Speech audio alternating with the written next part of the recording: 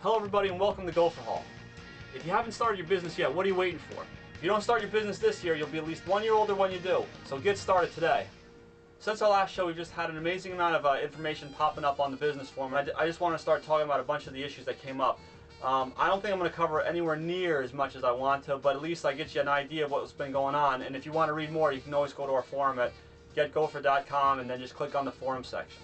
In this episode, we're going to be talking about a whole bunch of good stuff. And because it's fall now, we're turning into October here, we're going to be talking about how you can make money with outdoor fall decorations. We're also going to be talking about how you can use MySpace to promote your outdoor fall decorations. And I put up some new free door hanger templates that you can use to help promote your Halloween decorations. It looks fantastic and I think you're really going to enjoy these. Just go to the forum, download them, and then alter them however you want to use them.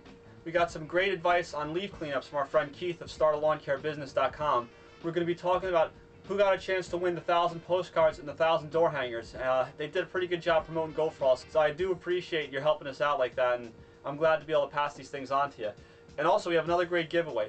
We have some vinyl signs to give away to you that you can put on as magnets or just put on without magnets, courtesy of Tony from amw-graphics.com. He's got a brand new printer and it prints right on the vinyl, so wait till you see some of the stuff he's been doing. It's been amazing. I'd like to first off welcome our new forum member, Scott Bursky. He runs a website down in Australia. It's called turftalk.org. If you have any questions about how to handle some type of grass situation or turf situation, get on his website or email him, turftalk.org. Scott's worked a bunch of years in the green industry. He's worked as a turf manager and also as a greenskeeper for a golf course down in Australia. So if you get a chance, get onto his website and say hello to him, or get onto our forum and ask him a question as well. And if you get onto our forum, go on to the introduction section. Just tell us a little bit about yourself, how you got started in the business, how long you've been in the business. And what we'll do is we'll put together a free animated banner for you, and I'll show this up on the screen now. And we've been doing this for a while now, and people get to use them. They get their business name up there, and they get their phone number up there, and it looks really nice. So just come on to our forum and say hello, and we'll present you with some nice banner there. So next, what I want to talk about is fall leaf cleanups. Here it is, fall. The leaves are going to start coming down. And there's a lot of new business owners out there that are going to go out there and they're going to be putting bids on fall cleanups. And there's a couple of points that our friend Keith from startalawncarebusiness.com had wrote to us, and he said to pass this on to everyone watching.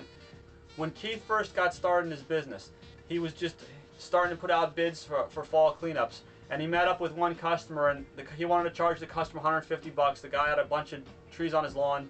The guy had a bunch of trees in his yard. Not all the leaves had came down yet. So he wanted to charge him $150, and the guy said, no, that's too much. I'll tell you what, you knock down the price, and I'll let you mow the lawn next season. So ultimately, Keith said, okay, I'll go along with that as long as I can mow your lawn next season. He went out there, he raked all these leaves up, cleaned up the yard, and he left at the end of the day. The next day he gets a call from the homeowner, and the homeowner says, hey, you didn't clean up all the leaves. There's still more leaves on the yard. You're going to have to come back here and clean up the leaves. So Keith knew that fallen from the leaves since the night before, but he felt, okay, look, I'm going to get this guy's business next spring, so I don't want to get him upset with me, so I'm just going to go over there and just clean up the yard. Well, he goes back there again, spent a couple hours cleaning up the yard, and then he left. So then spring rolls around, he shows up to the guy's property, and guess what? He's got another lawn care operator taking care of his lawn. And Keith said, what happened? I thought we had an agreement here that I would do your lawn this year. And then the homeowner said, well, this guy was charging me $10 less or whatever it was. It was a minimal amount of money. So Keith wound up not getting the job. So there's a whole bunch of issues here that Keith wanted me to point out to you. And I'm going to pull these things up here and read these off to you. Alright, the first lesson Keith learned from this is number one, don't rely on a verbal agreement. If you're going to have agreement in this situation, have it written down that this customer wants you to cut the lawn next season for whatever it is per cut.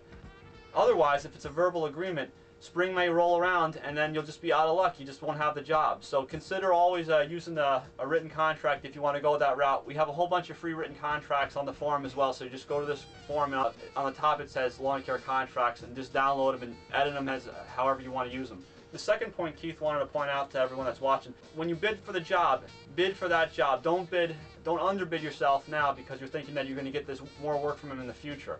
You can't count on that work coming, so make sure that you bid on the job that you're there to do that day. Keith basically says, don't let the potential of other work in the future make you really lower your price now because that work may never materialize. Lesson 3 he learned from this situation was, explain to the customer that the leaves up in the tree is not included in the bid. So if you come to a house and they say to clean up the yard and you're saying, okay, I'll charge you this amount of money, and there's still 3/4 of the trees full of leaves, let the customer know that the bid does not include all the rest of those leaves up there. So, and now Keith does a lot of consulting for lawn care businesses, and he says to them, basically, you know, leaf cleanup is very easy to underprice. So you go to a yard, you're saying, okay, I can do that for, it'll take me about an hour. You can wind up working for 4 hours, and then you have to ask yourself, are you going to lose money on this job if you're out there working for 4 hours? So try your best not to underestimate the bid. After Keith made this post, one of our other friends, Littles, came up onto the forum, and he gave us another great cautionary tale that I wanted to pass on to y'all. So he came to a house and he gave this homeowner a bid for $150 to clean up these leaves. And then it took the homeowner 2 weeks to get back to him. And in those 2 weeks, all the leaves had come down off the tree, and the night before it rained, so it was going to make the work really difficult. So a suggestion that Littles made, and also Keith was saying was a good idea, was if you're going to give a bid on a leaf cleanup, you might want to put a 48-hour expiration date on your bid. Otherwise, you don't know if you're going to come back the next time whenever they approve the bid, and all of a sudden you have so much more work to do. So just consider that too. Our friend Dan Williams from Fluid Film, he's got a whole bunch of free samples to still give away. So if you get a chance and you want to try a free sample of Fluid Film, get onto our forum, getgopher.com, click on the forum section. At the top, you'll see a button that says Fluid Film. Click on that and it'll take you right to the post, so you can get Dan's email address, and then just send an email to Dan saying, Dan, I saw your free giveaway on GopherHaul and I want a free Fluid Film sample, and he'll send one right out to you. So hope you try that out. Okay, the next thing I want to do is, I had a bunch of photos that were sent in the past of Halloween decorations, even just seasonal fall decorations. And I think this is a great way to make extra money in the fall. If you don't just do cleanups, you could also be doing some really creative stuff. So I got 3 different sets of pictures I'm going to show up on the screen now. One of them was sent to us by our forum member Glenn.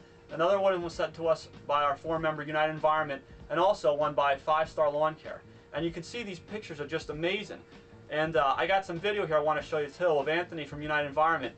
Now Anthony is he's incredible when he makes these fall decorations and these Halloween decorations. And I think, you know, if you really apply yourself, you could be doing the same thing too. Anthony just took it to such a new level.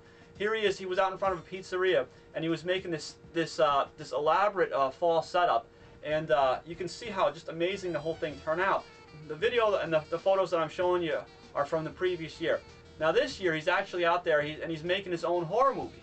So if you get a chance, you never know where all this creativity is going to take you. If you get a chance, check out his horror movie. It's at the MySpace site, myspace.com/Ratred, R-A-T-R-E-D.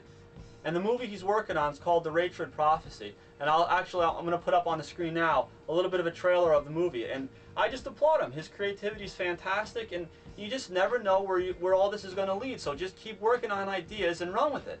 And you never know, you might be doing something even bigger next year. So I applaud you, Anthony, and good job, and keep up the great work. And if any of you viewing this are creating some fall outdoor decorations or Halloween decorations, please send us some photos. I want to see what you did. Either post them on the forum or just send them to us at support@gophersoftware.com, and hopefully we can show them off to everyone else, so we can show off the different creative ideas that you all have. So I look forward to seeing them from you too as well.